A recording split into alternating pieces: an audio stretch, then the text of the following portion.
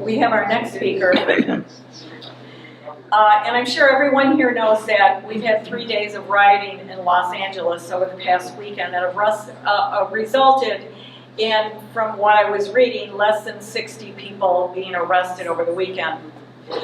Over the next 3 years, will the FBI investigate and hunt down these hundreds of people who were rioting? Will they knock down their doors and arrest them as an insurrectionist? I don't know. Our next speaker has a disturbing tale to tell. In light of these protest riots happening across LA, and they're being defended by the left as mostly peaceful protests, right? Ryan Kelly was charged and convicted for committing a federal crime while attending the J6 rally in Washington, D.C. There's probably no bigger example of lawfare than the one waged against this former gubernatorial candidate. He joins us here tonight to tell us the story and the events that sent him to federal prison. So please give a warm welcome to Ryan Kelly. The federal government's watching right now. Somebody from the Biden administration is, Ryan's out there talking again. Ryan Kelly, can I just play that? I forgot. Oh, you got a video to play? Oh man, we're in serious trouble now. We turn to another major story in our state, a stunning development in the race for governor. Republican candidate Ryan Kelly arrested by the FBI and facing charges. Cell phone video capturing the FBI on the scene at Kelly's home in Allendale, just west of Grand Rapids. Agents also confirming to 7 Action News they executed a search warrant at the house. Federal court documents showing photos of Kelly at the insurrection detailing what they say is his involvement, and new video just into our newsroom showing Kelly released from the federal courthouse late this afternoon. A cheering crowd of supporters surrounding him. And this all happening as we are just hours away from the primetime congressional hearings on the January 6th attack at the U.S. Capitol. 7 Action News reporter Kim Russell is live with more information about Kelly's arrest. And Kim, what exactly led to the charges here? I'm holding in my hands the criminal complaint and court documents that detail minute by minute where the feds say that Republican candidate for governor Ryan Kelly was on January 6th. And the feds also providing video and picture evidence they collected. This is war, baby! This is video the FBI shared in a statement of facts filed in court saying it shows Republican candidate for governor Ryan Kelly in a hat with a black and white flag. Clip by clip, investigators say reporters and protesters captured video that shows Kelly in a mob forcing its way violently past police. Capitol Police can be seen trying to push back, spraying pepper spray, but investigators say Kelly is moving with the crowd against police. Federal investigators say images collected as evidence show him tearing down a temporary structure next to people, removing police barricades, and video shows him taking pictures of blood. The feds say based on this evidence, they arrested him and charged Kelly with knowingly entering a restricted building without authority and while there disruptive conduct, engaging in physical violence against person or property, and willfully injuring property of the United States. This is video from this morning in Allendale, Michigan, as the FBI raided his home in western Michigan while his children were home. Oakland University political science chair Professor Peter Trumbore says it's possible the charges will actually help Kelly get more support and name recognition in the race for the Republican nomination for governor. I think being the full-throated Donald Trump MAGA candidate gives him a leg up in what is a pretty unspectacular field.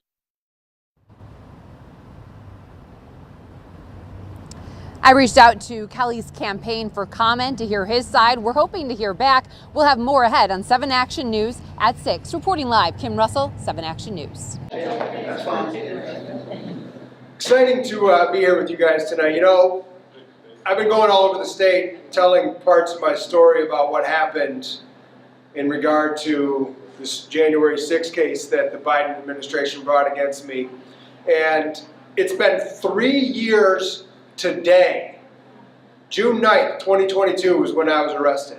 3 years ago today. Good day you picked for me to come out and talk about this. Let's talk a little bit about that day, because a few weeks prior to that, if you remember, in the state of Michigan, there was that whole signature debacle where there was 5 candidates that didn't make the ballot because of, we won't get into that story, but there was articles that started coming out after that Ryan Kelly is the lead candidate in the GOP primary. That was May 28th of 2022.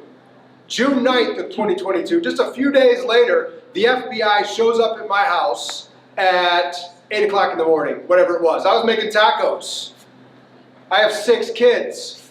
My one son, who's now 3, was just a few weeks old. 3 of my kids were sleeping still, and the FBI is pounding on my door. Misdemeanor charges. They had 30-some agents outside of my house. They all had their firearms. They were all geared up, ready to go. They had helicopters circling my house. And so they wanted to take me outside, right? They're going to arrest me. They're looking for plans. Mr. Kelly, we're here looking for plans of overthrowing the government.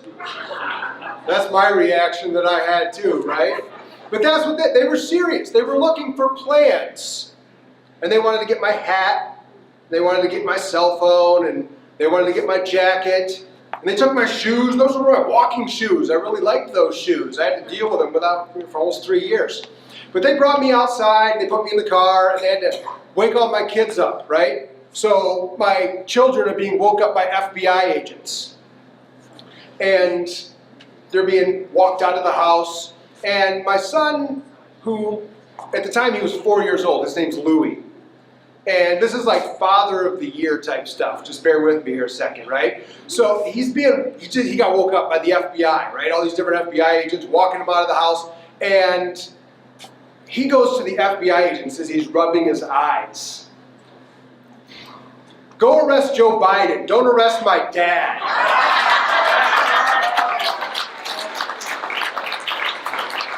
I didn't get to hear that, but my wife told me about that later.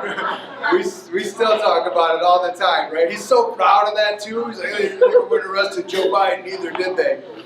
So they take me, out of my house, put me in the car. They drive me down to the jail that's in Grand Rapids, and they shackle me, hands and feet, and throw me in a cell. Now, if you fast forward to just a few weeks back, you remember they arrested that judge over in Wisconsin, and CNN's on the TV talking about this is unprecedented. She had to stay in a holding tank for a few hours before her arraignment. I'm just watching this going, you people have no idea, do you? But they do have an idea. They're trying to manipulate the rest of our country. We're not going to talk about all of that, but it's not unprecedented. It happened to me. It happened to many other J6ers. I'm shackled. They carry me into the courtroom. Shackled, hands and feet. And they go through the whole thing, right? I plead not guilty. And then they walk me back out of the courtroom and they unshackle me. They're like, all right, have a good day. Huge threat, right? Huge threat. They wanted to put on the whole show. They wanted the headlines. They wanted gubernatorial candidate arrested on January 6 charges. Election interference is what it was. 100% they wanted to derail my gubernatorial campaign because I was the lead candidate. I was the one that was out working the campaign harder than any other candidate. And I was ready to do whatever it took to make sure that Gretchen Whitmer was not going to be our governor for a second term. And she was, right? They had to take me out. That was the whole point. They needed to take me out. They needed to plant seeds of doubt in the minds of voters to make sure they knew that Ryan Kelly was a criminal. I just got a message. I just made a TikTok video about just a little while ago about this being the 3-year anniversary. And even still now, some lady posted on it, are you able to run again for what they did to you? People, they didn't know, right? All you saw was all the stuff on TV, January 6th, defendants being sentenced to 20 years in prison, being sentenced to 10 years in prison. The stories over and over again that were being pounded into people's minds, they wanted to arrest me so that I was tied in with all of that stuff. And what did I do? I never even went inside the Capitol building. I was nonviolent.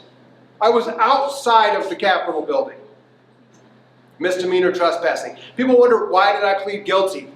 Well, I was going to go to trial. But just a short time before my trial was going to start, I got a phone call from my attorney and said that, well, I just got a message from the U.S. attorney that if you don't take the plea deal, they're going to supersede, indict you, and charge you with felonies. And it's a rigged D.C. jury pool. Everyone, you know what the outcome is going to be. I was ready to fight it for misdemeanors, but I had to make a decision based on my family. I have 6 children. I have a wife that I love very much, and I had to make a decision. And my decision was, do now I want to face these felony charges that they're going to do whatever they have to do to make sure that something sticks. And I was facing a lot longer in prison based off what it is that they were going to do to me. So that's why I made that decision to take the misdemeanor trespassing charge and pled guilty to that. So we fast forward to the sentencing, right?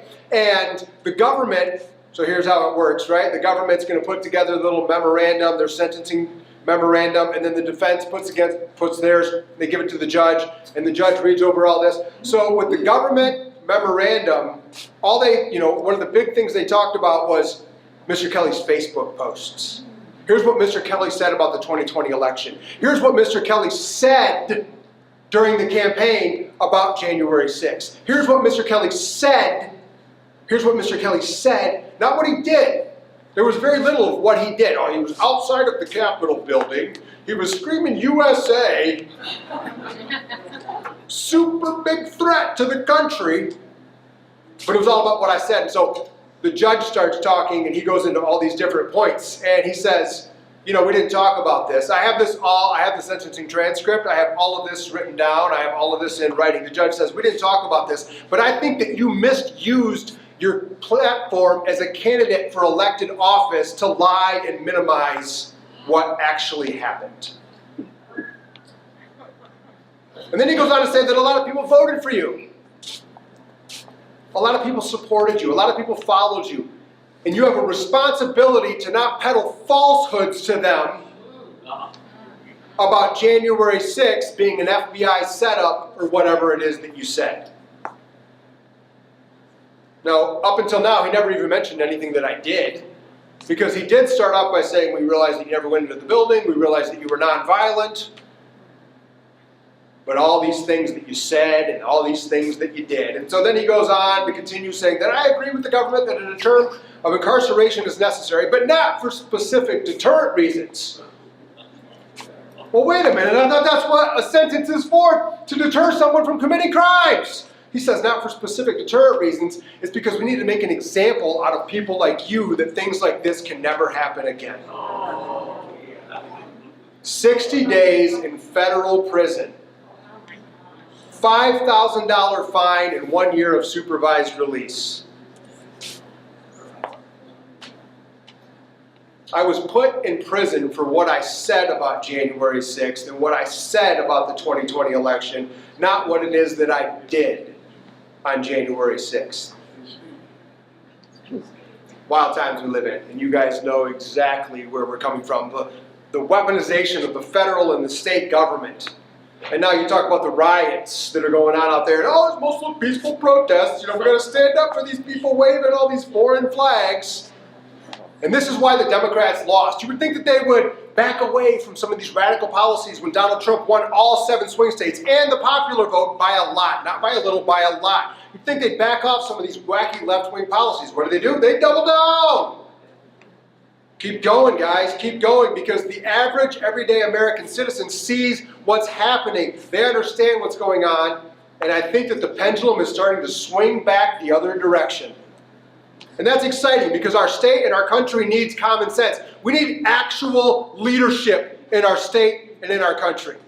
People who want to stand up for our constitutional republic and not this whack job, liberal utopia that these people are trying to create. Obviously that was rejected in 2024. We'll reject it again in 2026 and beyond. So it's drive yourself to prison day. It was. I had to self-surrender, right? They let me self-surrender. It's such a huge thing. Oh, you can go head home. We'll call you when it's time to come. So they showed up at my house a few days after Thanksgiving in 2023, and they said, you need to report to Oxford Federal Prison in Wisconsin, north of Madison. whatever, next Monday or whatever it was. So I had to wake up at 2 o'clock in the morning. You know, I say bye to my wife and I say bye to my kids, and I got to drive myself to prison.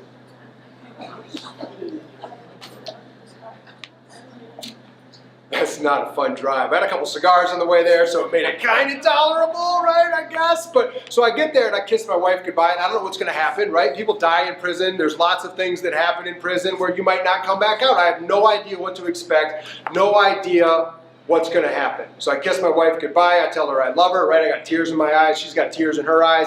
My kids are at home going, what was happening with Dad, right? My kids aren't stupid. They know arrest Joe Biden, not my dad, right? My kids aren't stupid. They know exactly what's going on with everything. And so, you know, it's still hard on them. Very psychologically traumatizing for my wife, for my kids, even for myself. But I get into prison and, right, you got to take off all your clothes. They give you their clothes. And the guy's like putting them in his box. And he's like, what's your address? Write your address on this. We'll send it to your house. And he's like, how long are you here for? I'm like, 60 days. He's like, oh, you mean 60 months? I said, nah, 60 days. He's like, what? You're here for 60 days? For what? I said January 6th. He says, oh, I'll put this in our closet. You can get this when you're done. I'm like, that guy voted for Trump for sure, right? But anyways, they stick me in general population, right? You get surrounded by all these people, and they want to know, you know, they want to know if you're a sex offender or if you're a snitch. And that's the two things that they surround you and ask you. And so I'm like, J6er. They're like, oh, you were in Washington, D.C. on January 6th. And one guy in the back, he's like, yeah, maybe Trump 2024. I'm like, okay, all right, this might not be too bad, I guess, right? The conditions there were terrible, right? There was water everywhere in my cell.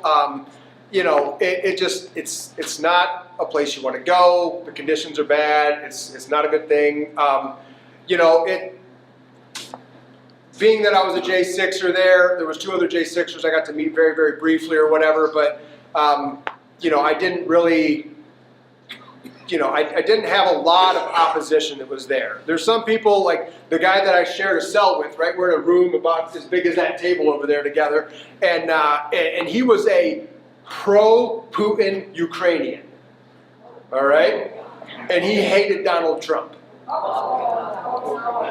And so he called me Trump, and I called him Putin. That's just how it worked, right? And so we'd have like these little headbutting things, you know, where it was wild, right?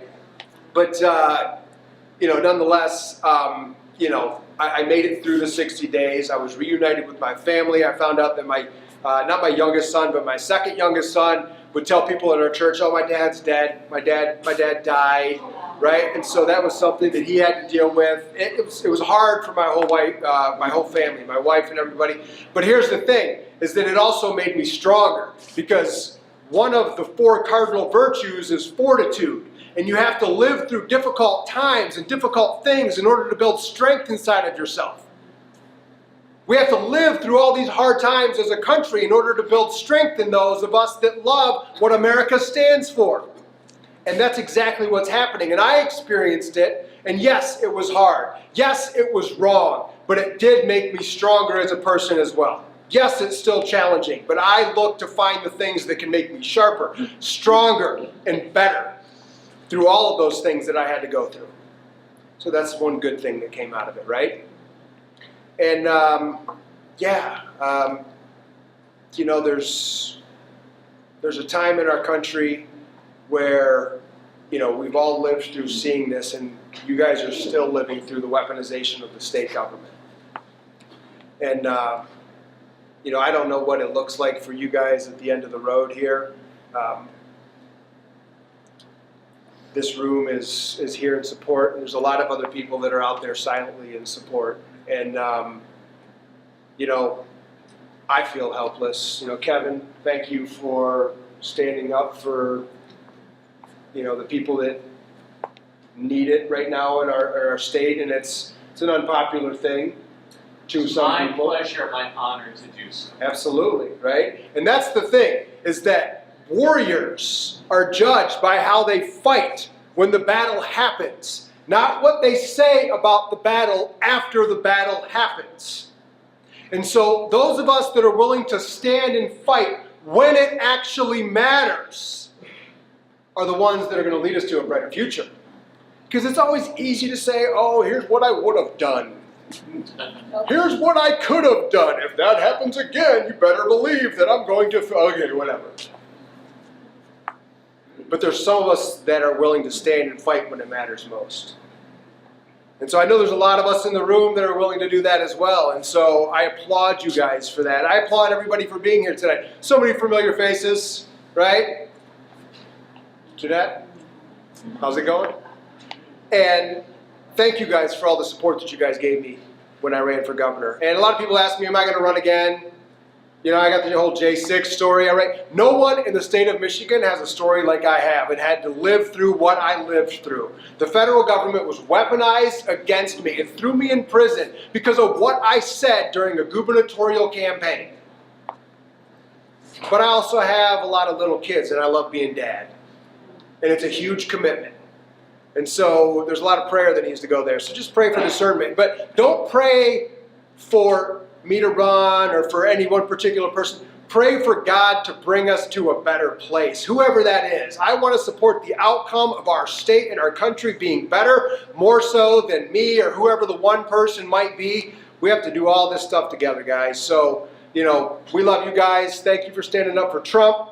You know, it was hard, but it was the right thing to do at the right time. So we applaud you guys, and thank you guys so much for being here tonight.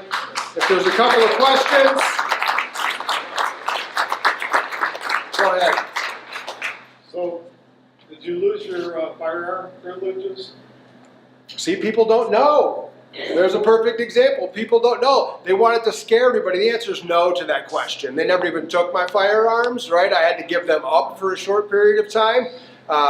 But no, I did not lose that right.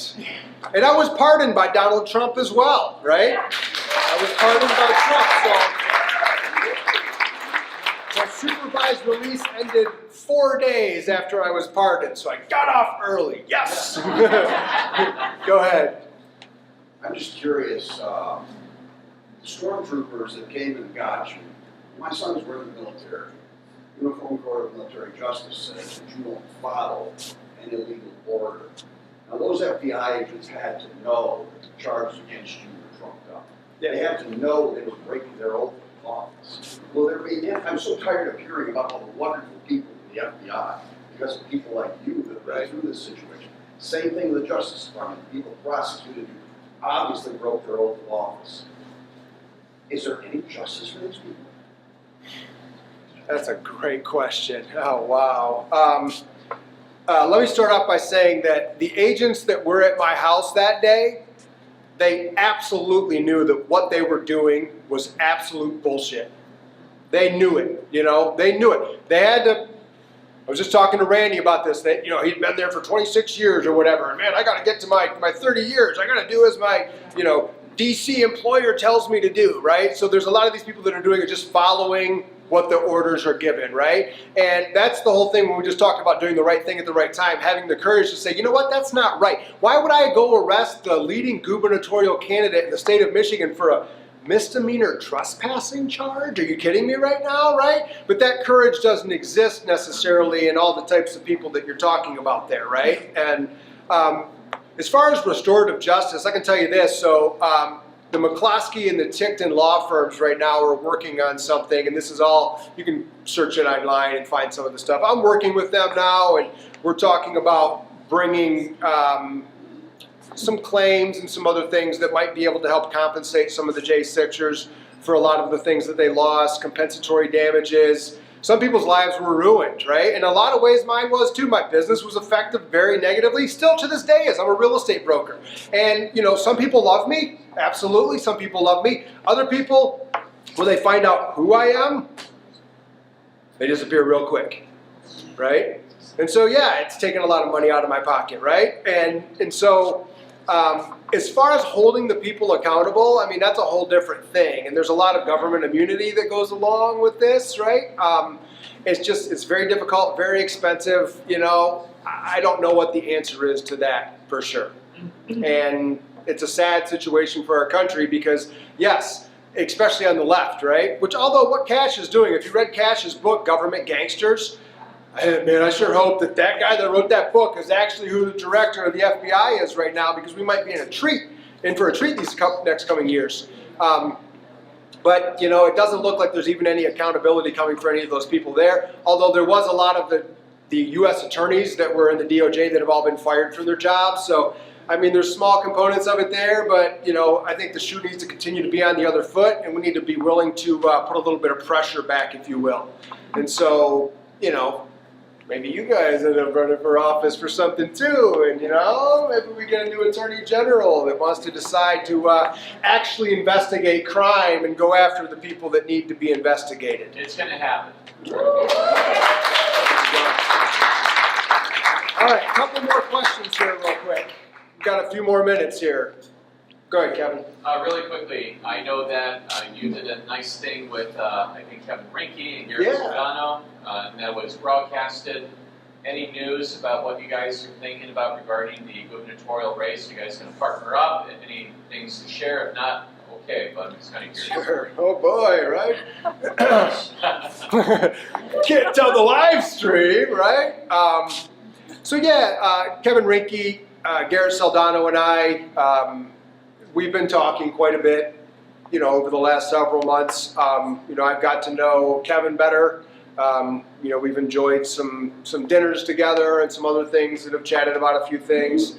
I can tell you this much, and I said this at that event, because somebody brought up the fact, like, oh, you know, I see Kevin here trying to gain support from you guys, da-da-da. And I said, look, you know, Kevin's not the choice that, if you call it the powers to be, want to be the governor, right? Kevin can write a check himself to be that guy too. And we know where the $5 million went. And I won't go off into that topic. Maybe at some point I will. I would love to debate John on the stage, though, I'll tell you that much. But we'll probably do more events with each other. We do have some other stuff planned that we've been talking about. And that was a 3-hour unscripted. I love unscripted. I didn't plan any of this, right? I'm on my way over here like, what am I going to talk about tonight, right? You know, I just grabbed the microphone and started talking. That's exactly what we did on those 3 hours there. We just grabbed the microphone. We started, ask us any questions you want. And so we have a couple that are going to happen again in the near future. And as far as the answer to your other question, I don't know if Kevin's going to run or not. I'm not sure if I'm going to run or not. I can tell you this, Kevin and I have agreed we won't run against each other. But, you know, there's some options out there that, you know, we'll see what the future holds and what direction God guides us. And, you know, if something were to be decided in that aspect, we're going to do it to win, and we will win. Yeah. All right, we got time for 1 or 2 more questions here real quick. Go ahead. Can you talk to the prison system, your experience? Our prison system? Sure. Yeah. Anything more specific? I don't know. How bad was it? What's it like? You know, tell us.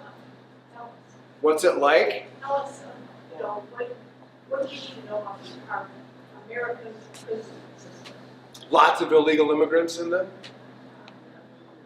That was at the facility that I was at. There was, you know, most people spoke Spanish. And I didn't know their stories. I didn't really want to know their stories, right? A couple of people told me their stories. I mean, a lot of meth dealers in there, a lot of cocaine dealers, you know, some different financial crimes, you know, fentanyl, that kind of stuff. So there was a lot of those guys that were in Oxford with me there. You know, you have a library that you can go to get any books. I read a ton of books when I was in there. I needed to pass the time. And, you know, it's a prison. I mean, the rooms are small. It's all made of concrete. I mean, you get to come out when they allow you to come out. Like, that bed that they give you is like, you know those, like, those pool rafts that they have, right? Imagine one that's, like, partially deflated, right? Have a good night's sleep, right? And you don't get a pillow.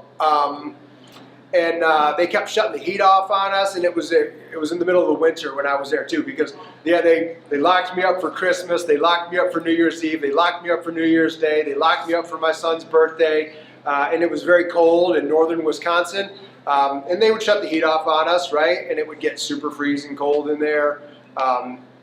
So, you know, I'm only speaking of just the one prison because they didn't move me around to a bunch of them or anything like that. The food wasn't terrible, but it wasn't good, right? I don't want to go that far.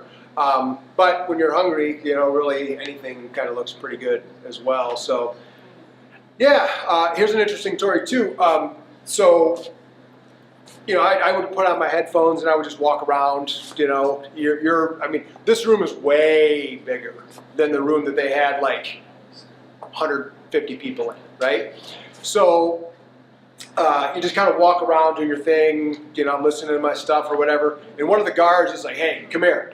So, you know, if you don't do what the guards say, then, you know, there could be bad outcomes for that because you have no rights in there at all, right? Whatever they say, you do. Otherwise, they throw you in solitary confinement, whatever it is. So I walked over to the guy, and he goes, "Gretchen Whitmer sucks."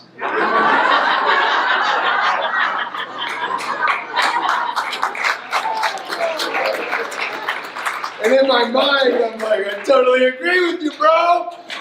But why are you saying that to me?" He goes, "I voted for you for governor." I'm like, "Oh, boy," right? And he's like, "Yeah, I work in the prison system." And he goes, "I'm a Michigan resident, but they moved me all around." He goes, "I voted for you." He's like, "You don't belong in here." He's like, "You belong in the governor's mansion in Michigan." So, yeah, that was just one of them, right? All of the guards weren't like that. A bunch of them were, you know, think the opposite end of the spectrum of that, right? But that was the one incident with that guy there. But yeah, it's a prison. I mean, you got they're constantly on you. They're constantly hounding you. They want to search you, right? What do you got on you? Pants, right? Luckily, I got pants and a jacket on me, right? But people do all kinds of weird things in prison, I guess. So hopefully that helps a little bit. Last question. Go ahead. Have you ever loved able to send you some things like candy bars or cake or anything? Can you get anything from outside the prison from your family? Yeah, great question. What's that? In the store. Yeah, there's a commissary. There's a very limited amount of items there that they have. So can you get things? So to the Michigan Conservative Coalition, thank you guys for all the letters that you guys did send. My wife did, because I didn't want any letters. That's just my attitude going into it. I said, no, I'm just going to go there. I'm going to focus. I'm going to do my 60 days. No letters. You know, I told my wife I wasn't even going to call her, right? Well, that didn't last very long, right? But hey, babe, I miss you, right? You probably miss me too, huh? Right? So I got a lot of letters. So thank you guys for the ones that did send letters. And I did write a letter, a thank you letter back to everybody that I could read where it came from. A lot of it, because they photocopy all of it, right? Because, you know, maybe somebody puts drugs in it or something like that. So you just get photocopies, and it's like, you know, did you have your kindergartner photocopy that? Like, what is this thing, right? Like half of it cut off or whatnot. But I got so many letters from people that they're like, Kelly, and then they hand me this stack. They're like, why are you getting so many letters? I'm like, I have no idea. I don't know, right? I didn't tell anybody in there that I was a gubernatorial candidate. I didn't tell anybody. There was this one guy that was on drugs that he kept saying, you look so familiar to me, man. I've seen you on Fox News before. I'm like, I have no idea. I don't know. Maybe they ran a special on me or something like that, right? I can't put my finger on it. But you can't get any candy bars. You can't get any food, anything like that. Some people sent me some books. So if you like go to Amazon or some retailer and you had the inmate's address that it comes from, Amazon or Barnes and Noble or whatever, they'll give you the actual book. But I got a ton of letters, so thank you guys for writing those, because, you know, after you're in there for a while, you know, and I was only in there for 60 days. The Putin was in there for 12 years, right? And there was other guys that were in there for that long too. I talked with one guy who was finally going to get out. He's like, I've been here for 22 years. I'm like, what'd you do? I forget what it was, but I'm just like, 22 years for that? Like, holy smokes, right? That's the story there. I wasn't able to visit with anybody, but I didn't want to have any visitors. I didn't want my kids to come visit me there. But anytime I did call and talk with my kids, positive mental attitude, right? How you doing, Dad? I'm doing fantastic. Looking around going, oh, I'm in that prison that you're talking about, right? But I wanted my kids to be able to maintain a positive mental attitude through having their dad go through that experience as much as I could. It's hard for them, but I wanted to try to be the one that can lead the family and say, hey, this is tough, but God makes us stronger through doing things like this, right? We don't always know the reasons why, but we can know the reasons that we want a better outcome. So anyways, thank you guys very much for having me out here tonight. Stay strong.